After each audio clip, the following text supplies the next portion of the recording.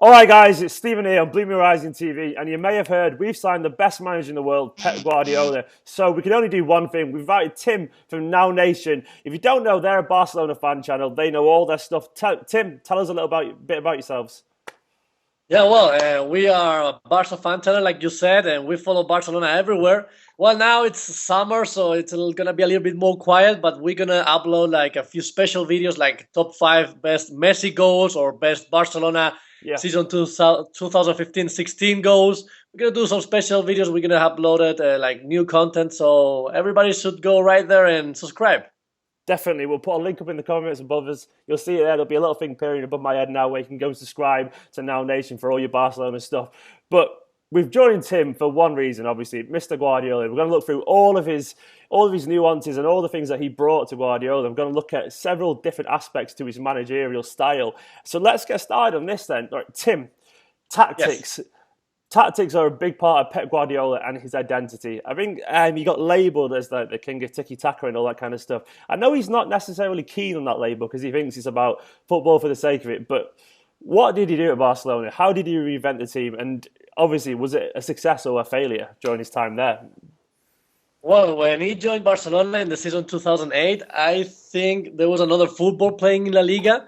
So when he put in the tiki-taka, it was something new, and that time nobody could stop like Barcelona. We won the Sextete in 2009 thanks to the tiki-taka. Nowadays, it's a little bit different because the teams from La Liga, they know Barca a little bit more. They know how to stop them, how to stop the tiki-taka. They know they have to wait at the back and surprise them with counterattacks. But all that Guardiola did in Barcelona as a trainer is what he learned as a player thanks to Johan Cruyff. Rest in peace. Johan Cruyff, he said once that if you have the ball, you control the game and you can do with the ball whatever you want. You just have to have fun. So that was what Guardiola was saying to the players: get the ball, and if you lose it, get it back the quickest that you can. Because if you have the ball, you are the one who decides where the game is gonna go. Yeah, wasn't there And I think, wasn't there a uh, rule he said tried to imply where he had a 4 or 6 seconds to yeah, get the ball back and then like try yeah, and four attack it quickly? seconds. Like Four you seconds. have like 4 seconds because I think what Guardiola said is that you have 4 seconds because between 1 and 4 seconds is when the other team starts thinking where to move the ball or what to do. So you have to take the ball before they know how to play the ball. That was the rule that you were saying, Steven, that get the ball before 4 seconds. And it was something new in La Liga, and nobody knew what to do. It was also something new in the Bundesliga when he went to Bayern Munich. Yeah. And I think it's going to be something new in the Premier League. Do you think it'll work in the Premier League? Like I always say, the Premier League is one of the toughest leagues that I have seen in Europe, and I love it because it's very physical, and it's not like maybe in Spain, like every time they touch a player, Yeah. they fall on the ground. Like We they have that play here like as men. well. Yeah, but not that much. They are a little bit more aggressive, and I like that about the Premier League. And it could work, but he needs to put something else aside of the tiki taka, not only tiki taka. I know that Guardiola has already everything prepared. He will sign a few players that can do the tiki taka in the midfield because he's a midfielder and he knows that midfield is the heart of the team. Yeah. But then he needs something new that fits also in the Premier League, like fast right backs or left backs to help the attackers in the front, or aggressive or and tall strikers Yeah. to surprise defensive players from the other team, from the opponent. But I think you're gonna see a few of tiki taka, and something is gonna change in Manchester City for sure. Yeah, I mean, that's one of the things that people have said. During his time at Bayern compared to Barcelona, it's very similar, but he has added a little bit of his own identity to that team. It's not like he's completely copied the formula and he's changed it a little bit to suit the league. So I'm hoping, as a City fan, that he'll adapt to the Premiership too, and he'll just slightly tweak the way he plays. But he's obviously an intelligent enough man to do it, and he's a great tactician. Overall, during his time at Barcelona, would you say he's a success or failure tactically? Well, tactically, I think it was a success. I have to say, because Yeah. in he was like 4 years in Barcelona. He won 14 trophies. He's the only trainer who got the Sextete, like six trophies in the same year. Yeah. And I think it was a completely success. He also taught a lot to Messi and to the players. And the Barca that we have nowadays with Luis Enrique is also thanks to Guardiola. That's good enough for me. The next thing I wanted to talk about is his youth integration. Now, if you don't really know, City have put a lot of money into their academy. They've spent £200 million on a brand spanking new academy that was actually modelled on La Masia and their influence there. Obviously, Soriano and Bergenstein have overseen the development of that. And the rumour is that they've had one person in mind for the last 3 or 4 years when they were building this, and it was to have it ready for the time Guardiola eventually rocked up at Man City. So we've been looking through his record at Barcelona during his time there. And you look at the fact that he's given people like Busquets, and he brought him up from Barcelona B, Thiago his debut, Sergio Roberto, he integrated Pedro as well. And obviously Messi and was only young at the same time. How was his reputation with the academy graduates during his time at Barcelona? Well, I think because he's also a La Masia player. He also grew up in Barcelona, and he also trained Barcelona B. And I mean, I think he doesn't care about the name of the player and how good he is or how his reputation is. He likes that the players show him that they deserve to be the first team, that they deserve to play every single game. And that's what Busquets, Pedro, Thiago showed him when they were playing in Barca B. So when he started training the first squad, he brought them all. And today we have the great players that they are. Pedro in Chelsea, Thiago in Bayern Munich, Busquets in Barca. Hopefully he stays in Barca because I've heard Guardiola wants to take him to City. Nah, it comes to us. And I think it's great to bring the players from the academy because they are kids and they play wearing the jersey from the team from the beginning, and they really want to show up that they can defend the shield and they will give it all for the team. So I think it's good to include at least one or two players from the academy. It's always good to improve and give something new. I would agree with that, definitely, because I think he understands the idea of having players who connect with the club and connect with the local region and the fan base, because you have to have some people who understand it. And I'm hoping, as a City fan, that he'll bring a few young lads from Manchester around the area, just because it always means that a little bit more intrinsically, because it's human nature, to care more about the club from the place you're from. But yeah, would you deem his time with youth a success or failure then? You have to pick for Pep at Barca? No, I think it was a complete success. You save money, and you can spend it like in bigger players, instead of buying like midfielders. He's using Sergio Roberto, Rafinha, Busquets, and he can spend the money on big players like Neymar or Suarez that we brought a few years ago. So I think it's a success. It's an opportunity to players from the house to play, I think they get better the philosophy from the team and from the trainer. Definitely. So, the next thing, and you actually hinted at this during the answer to your last question, you talked about his use of big names and how he doesn't care for egos. And there was quite a lot made when he first stepped up to manage Barcelona, how he immediately sold players like Ronaldinho, Deco, Eto'o. I think Zambrota moved that whole season. Is this something that we expect to see at City? Because we've got a lot of players who are maybe getting on a little bit, like Yaya Toure, maybe Kolarov and so on. How is he dealing with big names at Barcelona? How did he get on there? Well, I think he already has an idea. When he sees the team, he already has an idea how he's going to play and which players might fit more or less. And I think, Ronaldinho did great things in Barcelona, but when Guardiola came in as a trainer, it was like another era, like another period that Ronaldinho maybe didn't fit that much in Barcelona. That's why maybe he sold him. And like we said, the football is not only one player. There are 11 on the pitch, and they have to get good along. That's why also he sold Deco and Eto'o. I love Eto'o as a striker, but maybe didn't fit as a number 9 that Guardiola was seeking for. Yeah. So, I like that. Well, Ronaldinho, we always loved him. He's one of the favorites from the subscribers. And he did great things, but he didn't fit in the tiki-taka philosophy, maybe. Yeah, and going on to the signings, actually, that was one thing that people have said was maybe a negative for Guardiola. I think maybe it's a little bit harsh, but people have cited people like Ibrahimovic and the Ukrainian centre-back, is it Chiriginsky? Can't quite pronounce that, but it was something like that. But people have said these are proof that maybe his transfer market dealings weren't quite as good as they should have been. But then on the flip side, he did sign people like Alves. He brought Pique back. David Villa. He turned Mascherano into a defender after signing him. So, what was his record in the transfer market like during his time at Barcelona? Well, like I said before, like he has an idea. If he thinks that a player can play a defense, he will put him in the defense, like he did, like Luis Enrique is doing with Sergi Roberto.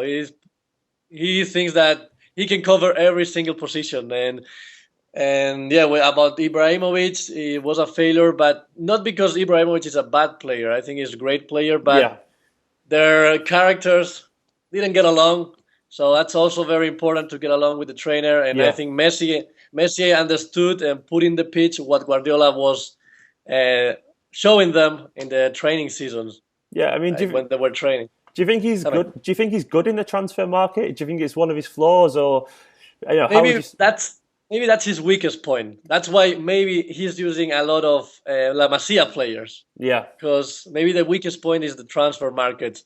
Um, it's maybe hard to find him. That's why he did a few mistakes when signing Ibrahimovic, for example. yeah, David Villa was good; he fit in, but not as expected, maybe. yeah. And 2 years later, he also left the team.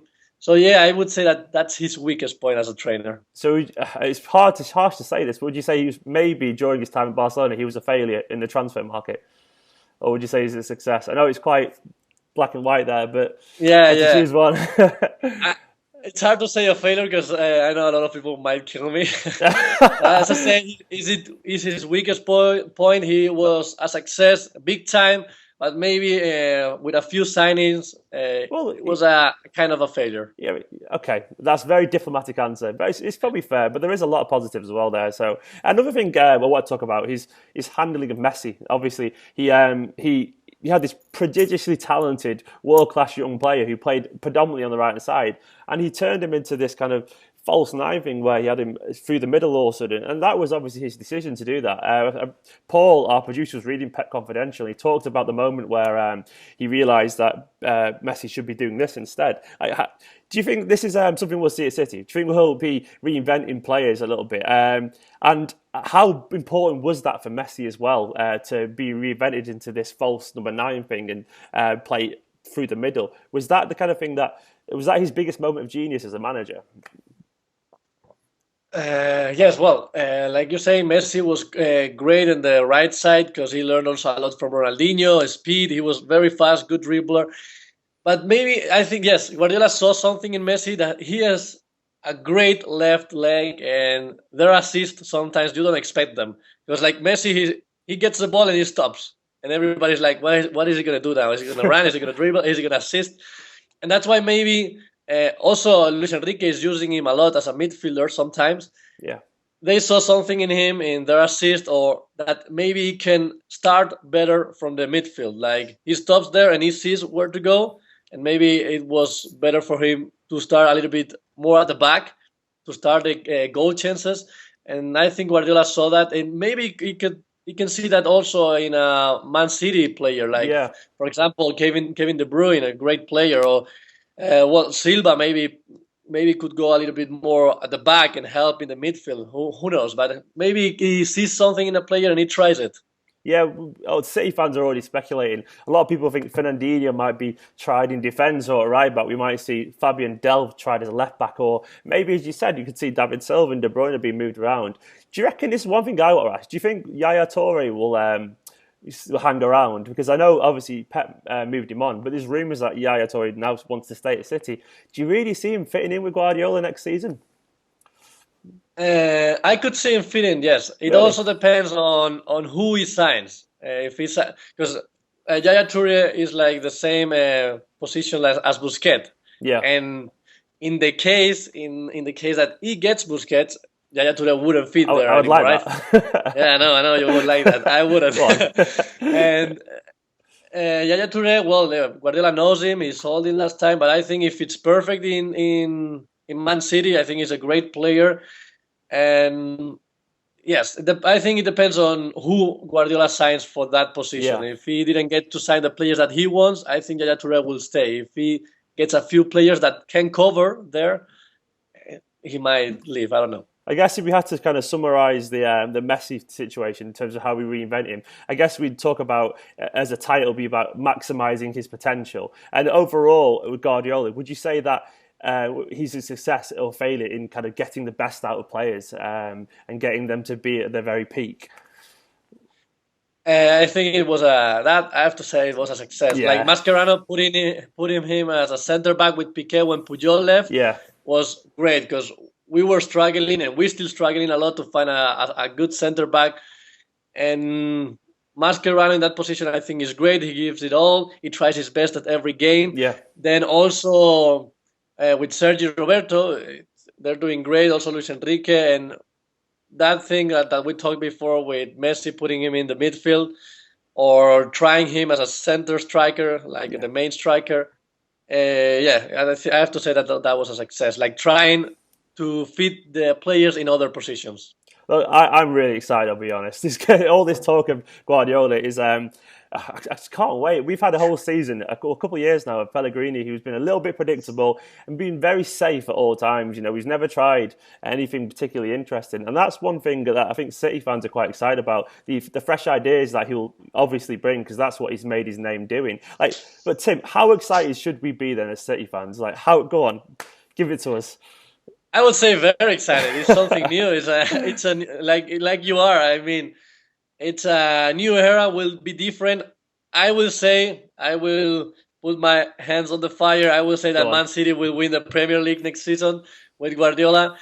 It will be something new, not only for Man City fans and Man City players, also for the whole Premier League. We will see also again the war between Mourinho and Guardiola, where Guardiola will win definitely. And you should be very excited because you will get new players in, another style of game, and hopefully you enjoy with many goals and many trophies like we did.